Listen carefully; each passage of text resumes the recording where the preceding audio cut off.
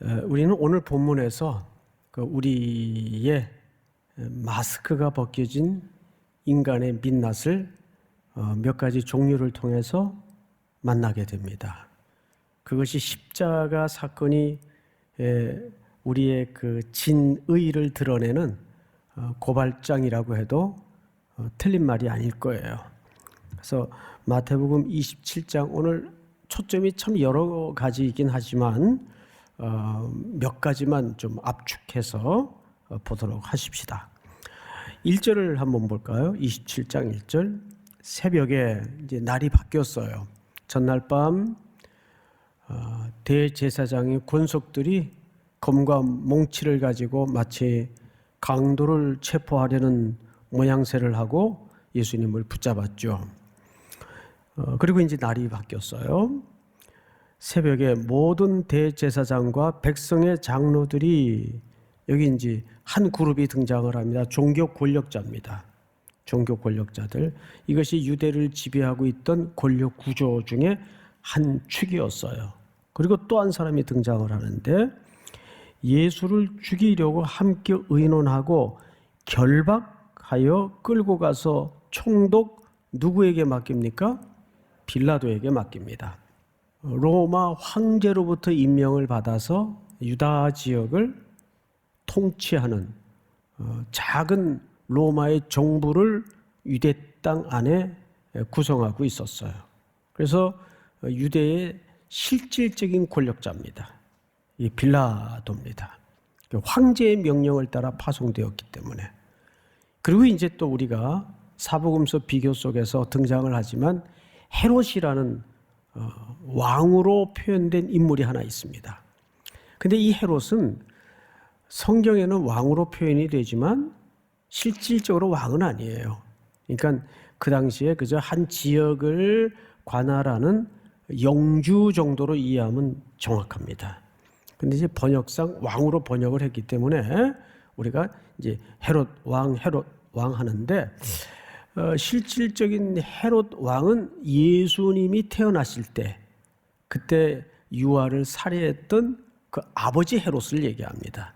어쨌든 이스라엘은 이렇게 대제사장과 종교 권력자들의 한 축이 있었고, 로마 정부에서 파견된 총독이라는 권력기관이 있었고, 방금 말씀드린 것처럼 또 헤롯 혈통으로 구성된 왕가가 이스라엘을 실질적으로 장악하고 있었어요. 정치공학상으로 이 세 그룹은 함께 잘 지내기가 쉬운 그룹이었을까요? 어려운 그룹이었을까요? 쉽지 않은 그룹입니다. 그런데 나중에는 이 헤롯과 빌라도가 워낙 사이가 나빠요. 원수지간이에요. 성경에 보면. 그런데 뭐라고 성경 기자가 소개하냐 하면 당일에만 친구가 되었어요. 공공의 적을 놓고, 공공의 적이 당연히 누구겠습니까? 예수님이죠. 예수라는 인물을 서로 핑퐁합니다. 자, 대제사장과 장로들이 이 사람은 제거하는 게 이게 맞겠다. 그래야 우리의 위치가 조금 더 편안해지겠다. 왜? 이 젊은 청년을 따라서 백성들이 확 쏠려 있기 때문에 자기들의 권력 기반이 약해질 수가 있었거든요. 신문을 해보니까 딱히 흠잡을 것도 없는데 싫어. 이게 더 무서운 거예요. 그러니까 싫은 거예요. 어쨌든 이 사람이 제거되었으면 좋겠는 거예요. 근데 명분 없이 이 사람을 제거했다가는 6월절도 다가오고 코앞에 있는데 오만 대서 많은 사람들이 몰려들 텐데 밀란이 일어날 위험성이 있습니다. 그러니까 죽이긴 죽여야 되겠고, 자기들 손에 피를 묻히자니 밀란의 위험이 있고 하다가 이거를 정치적으로 이용하기 시작합니다. 빌라도는 로마 정권에 기반한 인물이에요. 그러니까 이것을 로마 정부에 넘겨버립니다. 그래서 오늘 그 얘기를 하는 거예요. 빌라도에게 넘겼어요. 그리고 이제 말하자면 빌라도의 신문이 이루어집니다. 11절. 예수께서 총독 앞에 섰음에 총독이 묻습니다. 네가 유대인의 왕이냐? 예수께서 대답하시되 네 말이 옳도다. 자, 여러분 잠깐 앞을 보실까요? 많이들 이 부분을 예수님이 시인한 걸로 오해를 하는데 이 말은 시인한 말이 아니에요. 빌라도가 예수님에게 물었던 것은 네가 진짜 소문대로 이 땅에, 유대 땅에 네가 왕이냐? 라고 물은 거예요. 근데 표면적으로는 예수님이 긍정적인 대답을 한 것처럼 쓰여져 있습니다. 근데 여기서 옳도다라는 말은 네 말이 맞다라는 차원이 아니라 범우주적인 차원에서의 설명이에요. 예수님은 로컬, 지역에 국한된 유대의 왕으로만 이 땅에 오셨습니까? 아니면 만물의 왕으로 오셨습니까? 예, 온 우주의 왕으로 오셨단 말이에요. 예수님은 그 대답을 하신 거예요. 그런데 빌라도는 그 대답의 진의를 당연히 지금 못 알아듣고 있습니다. 자, 그리고 이제 성경을 보십시다. 12절.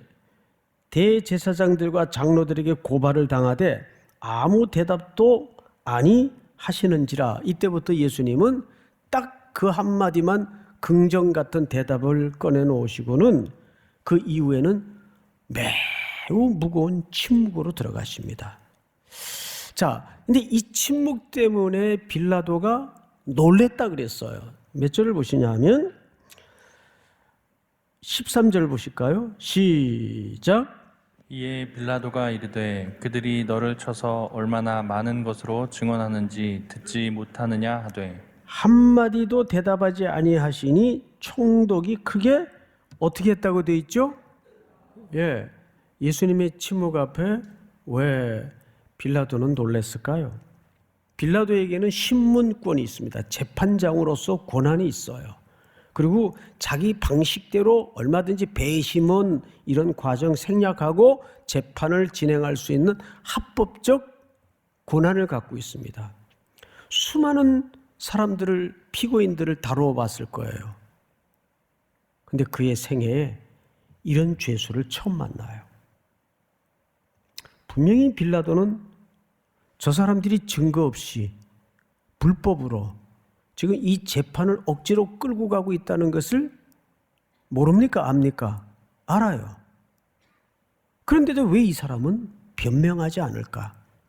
왜 자기를 변호하지 않을까? 더군다나 왜 침묵하는 걸까?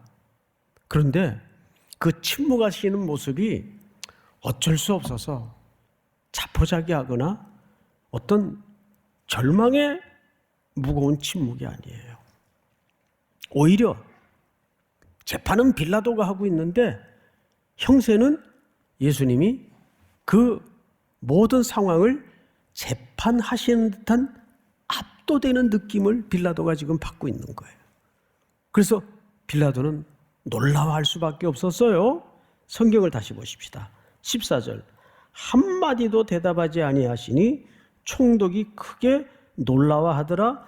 명절이 되면 총독이 무리의 청원대로 죄수 한 사람을 놓아주는 전례가 있더니 그때에 바라바라 하는 유명한 죄수가 있는데 그들이 모였을 때 빌라도가 물어 이르되 너희는 내가 누구를 너희에게 놓아주기를 원하느냐? 바라바냐 그리스도라 하는 예수냐 하니. 자, 앞을 보실까요? 지금 죄수를 묻고 푸는 결정을 뭘로 하겠다는 얘기입니까? 다수결로 하겠다는 얘기입니다. 오늘 여기 보면 이 빌라도가 얼마나 우매한 짓을 하냐 하면 이 바라바라는 사람은 원래 이름이 예수 바라바예요. 바라바 예수, 그리스도 예수. 어쩌다 보니 이름이 같아요. 왜냐하면 당시 예수라는 이름은 이렇게 독특한 스페셜한 이름이 아니고 아주 흔한 이름이었습니다. 유다도 마찬가지고. 예수님의 동생 가운데도 유다가 있었어요. 이렇듯이 이거 지금 그 월드컵 아나운서 세계 각국의 아나운서들이 준비를 하면서 한국 중계를 어떻게 해야 되겠느냐 고민이 많대요. 김씨만 5명이니까. 김씨만 이렇게 지나가다 돌 던져도 김씨, 박씨, 이씨 중에 하나 맞으니까. 막 그렇듯이 이 바라바라는 사람의 이름이 예수예요. 자, 그러면 예수 바라바와 예수 그리스도와 놓고 청중보고 택하라는 거예요. 자, 근데 사실 이 그림 자체가 빌라도가 재판을 하고 있는 것 같지만 예수님이 재판을 하고 있는 거예요. 너희는 어느 편에 설 것인가? 진리 편에 설 것인가? 대중의 편에 설 것인가? 그래서 여러분, 시대마다 항상 대중의 소리가 늘 옳았던 것은 아니에요. 십자가의 현장에서도 예수 그리스도를 십자가에 못 박아 죽인 자들이 다수예요. 대중의 소리예요. 잊지 마세요. 그래서 기독교인들이 정말 거스려 살려면 이제 결론 부분에서도 말씀을 드리겠지만 외로운 길이고 외로운 싸움이에요. 그것이 우리에게 던져진 숙명입니다. 그것이 우리가 오늘 이 흐름 속에서 건져내야 될 첫 번째 기도 제목이에요.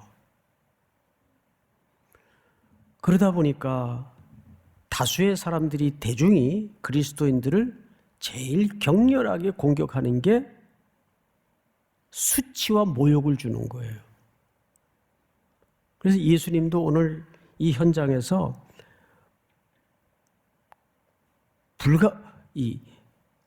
아주 부당한 수치와 모욕을 겪습니다. 많이들 십자가 하면 얼마나 아프셨을까? 이렇게 뜻밖의 감성적으로 접근하는 설명들이 많아요. 패션 오브 크라이스트라는 영화도 보면 너무 지나친 과장된 예수님의 육체적 고난에 포커스가 맞춰져 있는데 여러분 이거 아세요? 뜻밖에도 성경은 예수님의 육체적 고난에 그렇게 자세하고 강조하는 설명이 그렇게 없어요. 그냥 담담하게 팩트만 기록했을 뿐이지. 근데 오히려 어느 쪽의 기록이 더 자세한지 아십니까? 성경을 다시 보십시다. 27절. 이에 총독의 군병들이 예수를 데리고 관정 안으로 들어가서 온 군대를 그에게로 모으고 그의 옷을 벗기고 홍포를 입히며 가시관을 엮고 그 머리에 씌우고, 이거 전부 수치를 주려고 하는 행동이고 모욕을 뒤집어 씌우는 행동들입니다. 이 홍포는 사실 당시 왕들이 주로 입는 색깔이에요. 왜냐하면 비싼 색깔이기 때문입니다.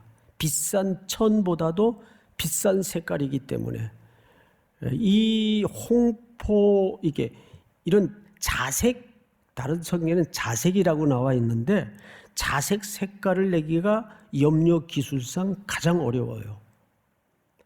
저도 이제 그 공장 생활을 할 때 단추에 물을 들이는 일을 했었어요. 그 앞에 이 단추 있죠, 단추. 그런데 제일 어려운 배합 기술이 자색을 내는 겁니다. 그래서 비싸요.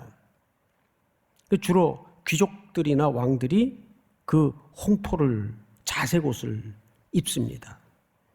홍포를 입히며 가시관을 엮고, 그것은 왕이 쓰는 왕관을 흉내내게 한 거겠죠. 이거 전부 뭐예요? 고통을 주려는 게, 육체적인 고통을 주려는 게 아니라 수치를 주는 겁니다. 과도한 수치를 주는 장면이 성경은 의외로 더 자세하게 기록을 남기고 있어요. 또 볼까요? 갈대를 그 오른손에 들리고, 이 갈대는 주로 왕들이 오른손에 들고 통치의 상징으로서 붙들고 있는 호를 뜻합니다. 근데 갈대를 들려줘요. 그리고는 그 오른손에 들리고 그 앞에 무릎을 꿇고 희롱하여 이르되 유대인의 왕이여 평안할지어다 하며 그에게 침뱉고 갈대를 빼앗아 그의 머리를 치더라. 손에 들렸던 지네들이 들려주었던 갈대를 도로 뺏어서서 머리를 때려요. 이 사람의 머리는 존귀한 위치입니다. 그래서 뺨도 맞죠. 여러분, 뺨을 맞는 것은 아프라고 때리는 장소가 아니라 수치와 모욕의 장소예요. 여기에서 이 모든 모습은 사실 육체적인 고통보다도 예수님에게 수치와 모욕을 주는 장면이 더 자세하고 리얼하게 소개되고 있어요. 우리 마가복음을 한번 볼까요? 마가복음. 군인들이 예수를 끌고 브라이도리온이라는 뜰 안으로 들어가서 온 군대를 모으고 예수에게 자색옷을 입히고 가시관을 엮어 씌우고 경례하여 이르되 유대인의 왕이여 평안할지어다 하고 다음 절 시작. 갈대로 그의 머리를 치며 침을 뱉으며 꿇어 절하더라. 희롱을 다한 후 자색옷을 벗기고 도로 그의 옷을 입히고 십자가에 못 박으려고 끌고 가니라. 우리 한 군데만 좀 더 볼까요? 요한복음 19장. 이에 빌라도가 예수를 데려다가 채찍질하더라. 군인들이 가시나무로 관을 엮어 그의 머리에 씌우고 자색옷을 입히고 앞에 가서 이르되 유대인의 왕이여 평안할지어다 하며 손으로 때리더라. 손으로 때려요. 얼마나 이것이 수치입니까? 인간으로서는 감내하기 어려운. 자, 그런데 이 수치와 모욕을 성경은 어떻게 설명하는가? 우리 이사야의 글을 한번 보십시다. 나를 때리는 자들에게 내 등을 맡기며 나의 수염을 뽑는 자들에게 나의 뺨을 맡기며 모욕과 침뱉음을 당하여도 내 얼굴을 가리지 아니하였느니라. 다 같이 시작. 주 여호와께서 나를 도우심으로 내가 부끄러워하지 아니하고 내 얼굴을 부싯돌 같이 굳게 하였으므로 내가 수치를 당하지 아니할 줄 아노라. 자, 바로 이 본문이에요. 내 얼굴을 부싯돌같이 굳게 하였으므로 내가 수치를 당했다고 돼 있어요? 안 당했다고 돼 있어요? 그러면 그게 무슨 얘기냐 하면 오늘 신약에 예수님이 수치를 당하는, 모욕을 당하는 그 현장을 우리는 자세히 봤단 말이에요. 근데 그것이 예수님에게는 수치였어요? 수치가 아니었어요? 전혀 수치로 여겨지지 않았어요. 이게 어떻게 그 일이 가능했는가 그 말이에요. 자, 한 군데만 더 볼까요? 히브리서 12장을 보십시다. 믿음의 주여 또 온전케 하시는 이인 예수를 바라보자. 그는 그 앞에 있는 기쁨을 위하여 십자가를 참으사 그 부끄러움이 오늘 우리가 봤던 그 수치와 모욕의 경험이에요. 부끄러움을 뭐하지 아니하시더니 개의치 않았다는 말은 그것을 창피하지만 수치스럽지만 참았다는 얘기입니까? 그게 문제되지 않았다는 얘기입니까? 문제되지 않았다는 얘기예요. 왜 그게 가능했는가 그 말이에요. 자, 잘 보세요. 개의치 아니하시더니 하나님 보좌 우편에 앉으셨느니라. 이것이 그 앞에 있는 예수님의 기쁨이었어요. 자, 그러면 이런 겁니다. 결국 예수님이 만약에 이 땅의 것에 욕망을 두고 이 땅의 것에 영광의 의미를 두었다면 예수님은 부끄러웠을 거예요. 수치스러웠을 거예요. 그러나 예수님은 일도 이 땅의 가치관에 영광을 두지 않았기 때문에 오로지 저 앞에 있는 아버지의 나라, 아버지의 보좌 옆에 그분과 함께하는 시간을 꿈꾸며 거기에 예수님의 이 순례길의 여정에 목적지를 두었기 때문에 그것이 개의치 않았어요. 그런데 이 똑같은 삶의 원리가 오늘 그리스도인들에게 제시되고 있다는 거예요. 여러분들은 어떻습니까? 우리가 창피해하는 거, 부끄러워해야 하는 거, 뭐가 창피하고 뭐가 부끄러운 거예요? 나는 학벌이 낮은 거, 나는 스펙이 모자라는 거예요. 그게 부끄럽고 그게 창피한 거예요? 그게 부끄럽고 그게 수치스럽고 그게 창피하다면 아직도 그분의 영광은 땅에 머물러 있다고 밖에는 설명이 안 돼요. 제가 잊을 수 없는 게, 제 학교 다닐 때 박윤선 목사님이라는 분이 계세요. 교수님인데 주경신학자이신데, 이분이 어느 날 채플 시간에 한 그 설교 한 문장이 평생 남아요. 그때가 참 학교가 어렵고 시국도 어려웠을 때입니다. 70년대니까. 말이 이렇게 유창한 분이 아니고 어느데 어금니를 꽉 물고 말씀하시는 스타일입니다. 여러분, 내가 생각해도 지금 똑같아.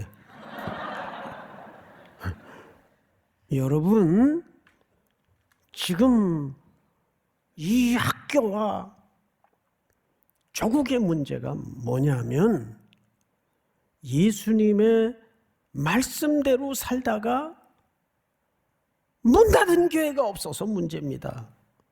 학생들이 그 말 처음에 보통 못 알아들었어요. 예수님의 말씀대로 살다가 문 닫은 교회가 없어서 문제입니다. 그런데 그 이해할 수 없었던 말씀이 사라질수록 너무 살아서 들어오는 거예요. 정말이에요. 예수님이 그 수치와 모욕을, 그 수치와 모욕은 사실 누가 받아야 될 몫이었습니까? 우리가 받아야 될 몫이었어요. 그런데 예수님이 그것을 개의치 않고 다 십자가에다가 묶어서 대속해 주시고 우리에게는 그 부끄러움과 수치를 넘어서게 만들었어요. 그런데도 여전히 우리는 아직도 심중에 이 땅의 가치의 영광에 매달려서 그게 있고 없고에 따라서 일희일비하고 그게 있으면 이 땅에 영광스럽고 그게 없어지면 부끄러워지는, 아직도 이 땅의 것들과 경쟁하고 있는 매우 가난하고 초라한 모습을 우리가 발견한단 말이에요. 예수님의 영광은 그 앞에 있는 기쁨이고 아버지의 나라 보좌에 함께하는 것이 궁극의 목적지였어요. 거기에 영광의 가치를 두셨기 때문에 이 땅의 사람들의 모욕, 수치에 대해서 개의치 않았어요. 여러분들의 영광은 어디에 시선을 두고 삽니까? 사랑하는 성도 여러분, 이 땅의 것들이 여러분들을 힘들게 해서는 안 됩니다. 병마가 와도, 손해가 와도, 그래서 그 길이 너무 힘들고 고독하고 외롭고 공고할지라도 항상 앞에 있는 기쁨, 그 즐거움의 시간들을 꿈꾸면서 믿음의 담력과 용기로 4월 한 달을 잘 감당하는 여러분들의 순례길이 될 수 있기를 축복합니다.